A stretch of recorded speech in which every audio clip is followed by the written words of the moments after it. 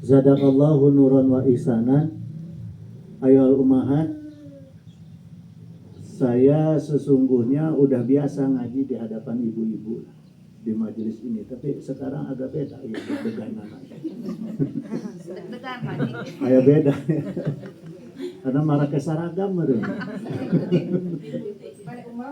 Umrah, amin. Karena Bu Lilis bilang mau umroh, saya doa kemudahan haji dan umroh ya. Kita aminkan sama-sama.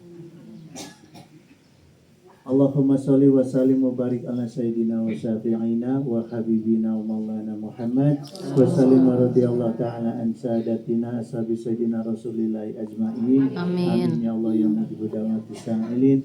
Allahumma inna nas'aluka bismika a'dhami magnuni takhiri muqaddasil mubarakil hayyul qayyum antuk silani ilal makata musyarrafah wal madinah munawwarah wa antaj'alani miman wa umratan hajan mabrura bi rahmatika ya arhamar rahimin. Amin. Allah yang mujibud da'wati sa'ilin.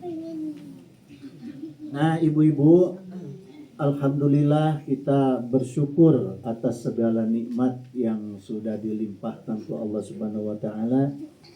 Kemudian salawat dan salam kita sampaikan kepada junjungan kita Nabiullah Muhammad sallallahu alaihi wasallam.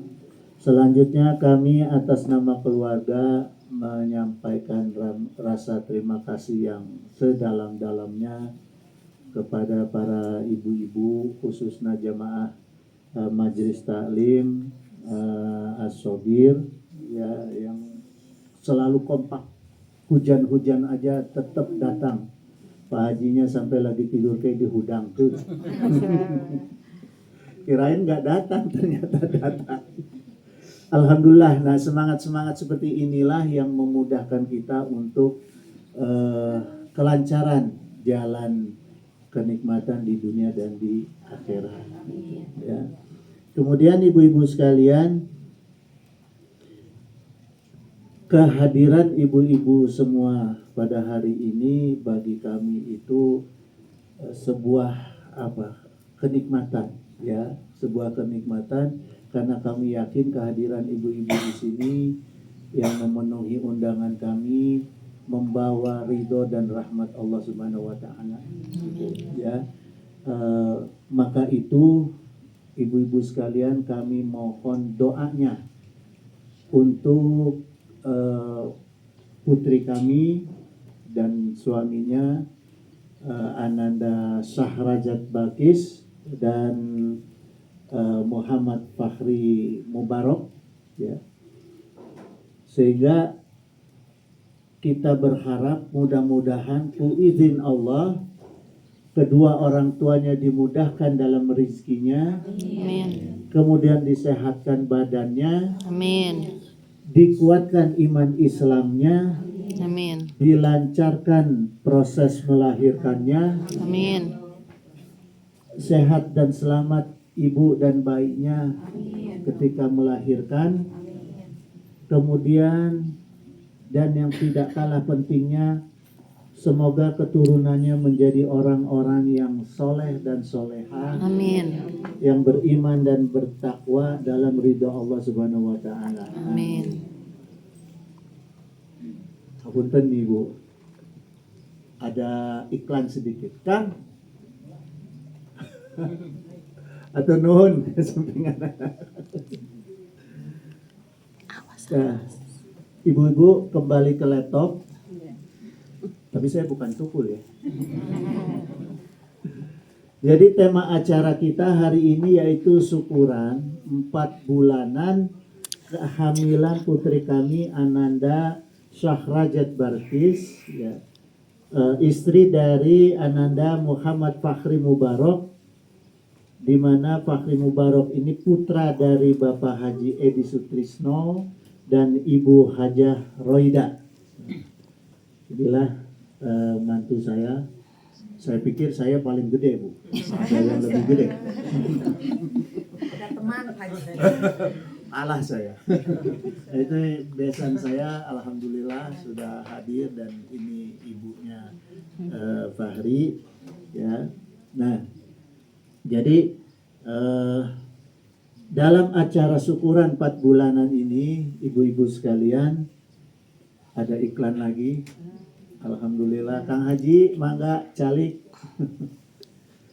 Jadi acara 4 bulanan ini menurut saya tepat, ibu-ibu sekalian, ya, untuk dilaksanakan. Kenapa? Karena di usia kehamilan 4 bulan inilah ditiupkannya roh, ya, oleh malaikat atas perintah Allah, yang mana sekaligus dituliskannya kejadian-kejadian dalam kehidupannya yang menyangkut dengan qada wa qadarnya. Jadi pada saat inilah di awal, cuma kita tidak pernah ketemu dalil yang mengatakan hari keberapa, waktunya jam berapa, tapi hanya diterangkan dalam hadis bulan keempat, gitu ya, 30 hari ketiga. Gitu. Jadi di mana Rasulullah SAW itu bersabda, Inna ahadukum yajma'u khalquhu fi batni ummihi. Jadi di sungguh, inanya ini taukid, jadi sungguh di antara kalian itu, salah satu dari kalian itu dikumpulkan, ya, penciptaannya di dalam perut ibunya, gitu. Di dalam perut ibunya, gitu ya. Arba'ina yauman nutfatan. Jadi 40 hari pertama itu dalam bentuk nutfah.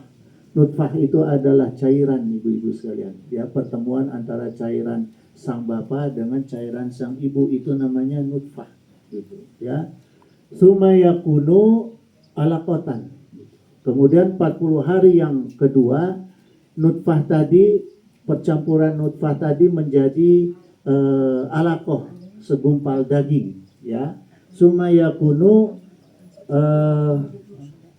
mudghah itu segumpal darah, gitu ya. Jadi proses penciptaan manusia itu sesungguhnya sudah dijelaskan, Bu, dalam sebuah hadis. Maka banyak dokter-dokter kandungan itu yang heran, ya, gitu. Nah, kemudian setelah menjadi bentuk mudghah inilah, ya, summa yursalu ilaihi malaku fayanfuhu fihi ruh. Kemudian ditugaskan oleh Allah kepada malaikat untuk meniupkan ruh, gitu ya. Yang fuhu itu dari kata yanfa, artinya mengisi. Nah, ini menggambarkan bahwa proses pengisian ruh ke dalam janin itu adalah ditiup, ya. Jadi bukan diteplokkan, tapi ditiupkan ke malaikat seperti kita meniup balon. Nah, ternyata yang ditiupkan itu adalah ruh, gitu ya, sehingga ruh itu terisi ke dalam jasadnya janin, gitu ya. Kemudian bersamaan berbarengan dengan itu, ibu-ibu sekalian, wa yu'maru bi arba'i kalimatin. Nah, Allah langsung perintahkan agar malaikat itu menuliskan 4 perkara. Bikat bihi amalihi, bikat bihi ajalihi, ya. Diperintahkan ditulis mengenai amalnya, mengenai matinya, mengenai rizkinya, juga keadaan baik dan keadaan buruknya. Jadi itu semua prosesnya berbarengan. Ketika ditiupkan langsung ditulis, gitu ya. Kemudian ibu-ibu sekalian, maka kesimpulannya dari mulai menginjak usia 4 bulan, karena kita tidak tahu persisnya kapan, ya, mulai ditulis, mulai ditiupkan, harus sudah mulai bagi sang ibu utamanya untuk mendawamkan ayat-ayat suci Al-Quran, ya. Jadi makna dawam ini akhabu minallah adawamuha wa inqola. Nah, ini khusus untuk Sarah nih, Bapak pesan, ya. Sarah mulai sekarang harus sudah mulai mendawamkan ayat-ayat suci, ya, yang kaitannya dengan kehidupan manusia dan kebahagiaan manusia. Nggak usah berpedoman pakai surat Yusuf cina supaya kaset awewe. Surat Nisa supaya gelis keluar berjenggot, gitu kan. Gitu. Jadi yang penting bagaimana ayat-ayat suci Al-Quran yang berkaitan dengan keimanan, ketakwaan, kebahagiaan dunia akhiratnya nanti anak-anak daripada kalian, ya. Itu yang paling penting, harus sudah mulai dawam. sejak sekarang. Kemudian juga bapaknya harus sudah mulai membiasakan, membentuk akhlak yang baik. Kenapa? Karena ini menjadi penularan bagi si jabang bayi nanti. Gitu, ya. Karena kalau bapaknya keadaan saat istrinya hamil, kemudian bapaknya nauzubillah summa nauzubillah su'ul adab, nah itu akan berpengaruh kepada anaknya. Gitu, ya. Dikhawatirkan nanti anaknya berani ninju ke bapak nauzubillah, ya. Gitu. Jadi sudah kedua-duanya sudah harus mulai membentuk proses baiti janati. Bagaimana menciptakan surga di dalam rumah tangga. Itu yang pertama. Kemudian dalam kaidah cita-cita kita terhadap kehidupan keluarga kita nanti, mulailah mendawamkan, menzikirkan Asmaul Husna dengan memilih nama-nama Allah yang berkaitannya dengan tujuan kebahagiaan kelak kehidupan kita. Gitu, ya.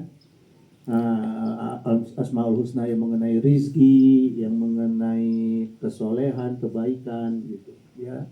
Nah, selanjutnya juga harus mulai mendawamkan sholawat. Kenapa perlu mendawamkan sholawat? Dengan harapan insya Allah kusafaatna Rasulullah, nanti anak kita yang lahir itu akan tertular membawa akhlaknya Rasulullah, akhlakul karimah. Jadi 3 inilah hal yang paling penting setelah menginjak usia masa 4 bulan. Ya, itu. Jadi sehingga berbarengan ditiupkannya ruh itu kita mempersiapkan janin. Jadi jangan mempersiapkan setelah lahir, siapin baju. Justru yang penting bukan itu. Justru yang penting bagaimana nanti akhlak anak kita, keimanan anak kita, ya, ketakwaan anak kita, dan berbaktinya anak kita kepada orang tua, gitu, ya. Nah, ini kebanyakan ibu-ibu, mohon maaf ya, saya sekarang banyak memperhatikan orang tua yang fokus dalam pendidikan dunia anak, tapi nyalu takakolot, ya, gitu. Karena tidak mempersiapkan justru yang paling penting adalah ketakwaan dan akhlak, gitu, ya.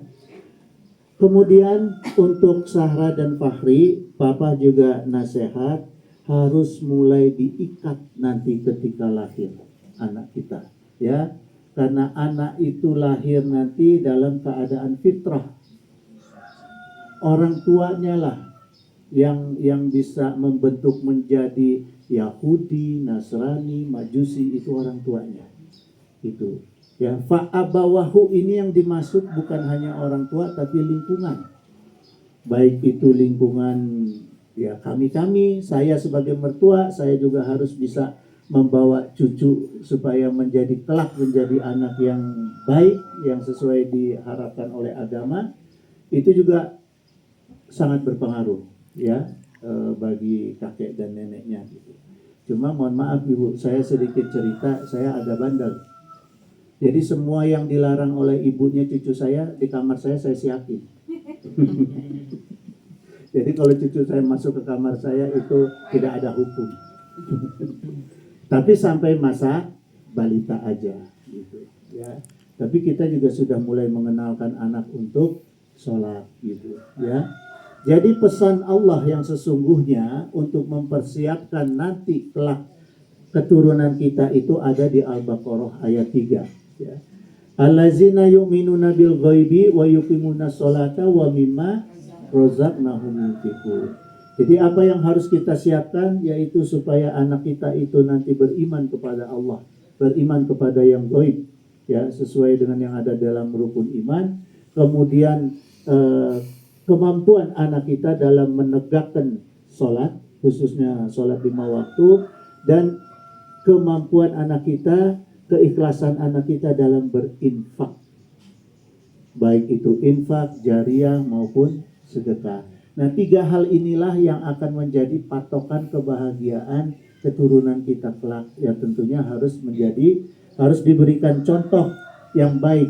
Artinya orang tua, tidak juga orang tua, saya juga menyinggung diri saya sebagai kakeknya, juga harus bisa memberi contoh dan menjadi contoh. Bukan hanya bisa menyuruh, kepada anak-anak kita gitu ya. Nah kemudian ibu-ibu sekalian, anak di usia nanti, oh maaf nih bukan ke ibu-ibu, harusnya ke Sahara nih Pak Fahri. Kalau ibu-ibu mah udah lewat Bu ya. Jadi untuk Sarah dan Fahri, jangan lupa ketika anak sudah menginjak usia 7 tahun nanti, ketatkan dina masalah sholat. Bahkan Rasulullah mengizinkan untuk memukul dengan pukulan yang tidak menyakitkan. Artinya pukulan tanda lah. Pukulan tanda bahwa penegakan sholat itu harus tegas dan harus ketat gitu ya, harus selalu diingatkan gitu mengenai sholat gitu. Wamur akhlaka bisolati wastabir alaiha gitu. Jadi Allah Ta'ala berfirman, diperintahkan kepada keluarga kamu untuk melaksanakan sholat dan sabar dalam mengerjakannya ya. Lanas aluka rizqan. Allah bahkan di sini menegaskan Allah tidak meminta rizki kepada kita, kepada makhluk. Tidak pernah Allah meminta rizki kepada makhluk ya. Apakah itu dari sholat kita atau dari amal soleh kita. Jadi jangan pernah menyangka ibadah kita itu karena Allah meminta rizki dari kita, bukan ya.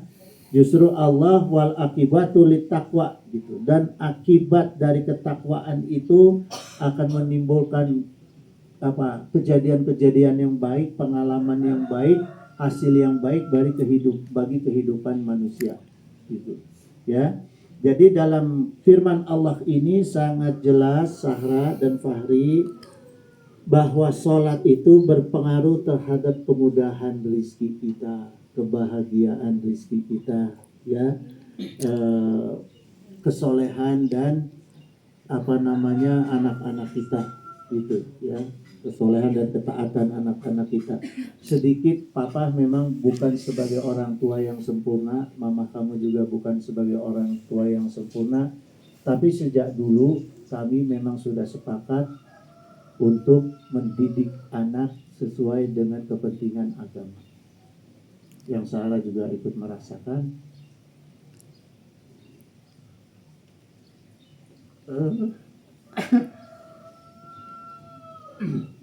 Maaf ibu-ibu.